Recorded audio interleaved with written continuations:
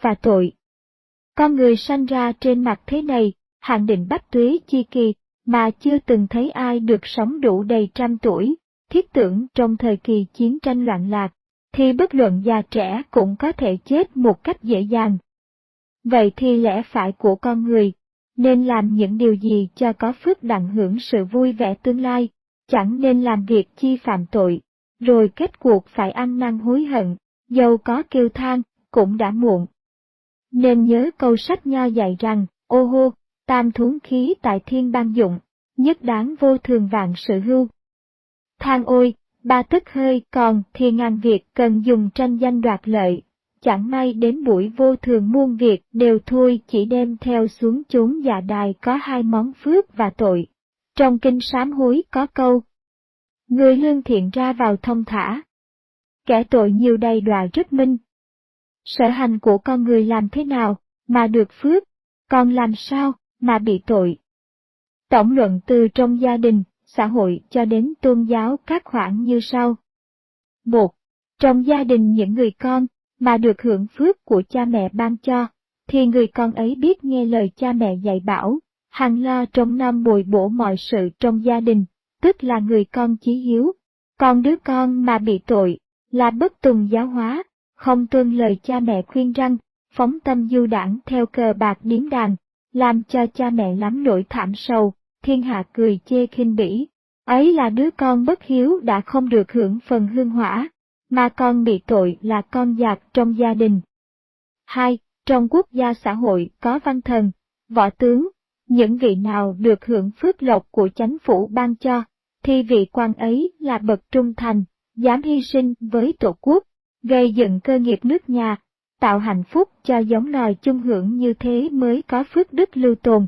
Bổn phận làm dân trong nước phải tuân theo luật lệ của chánh phủ, thực hành y theo lệnh của nhà cầm quyền trong địa phương truyền dạy. Sưu đi thuế đóng cho tròn bổn phận lương dân mới là có phước. Còn làm dân mà bất tùng luật pháp quốc gia, trốn sâu lậu thuế, gian tham trộm cướp không kiêng phép nước, thì phải chịu tội tù ấy là lẽ tự nhiên cổ kim như thế.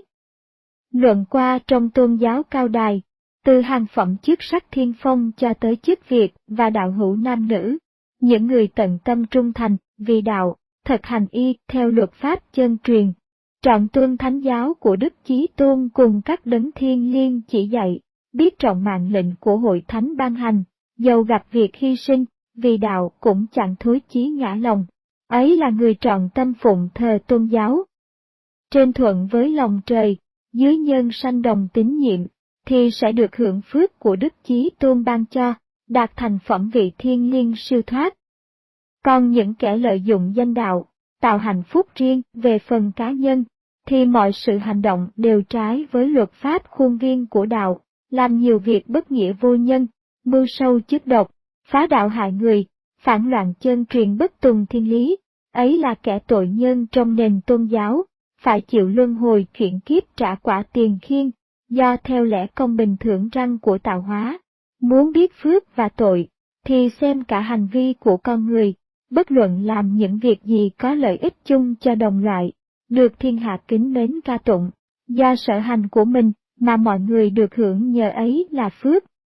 Trái lại, làm điều chi mà hại nhân ích kỷ, sanh chúng bất bình, kêu ca thán oán, bởi việc làm của mình, mà thiên hạ phải chịu thảm sầu đau khổ, ấy là kẻ đại tội trên thế gian.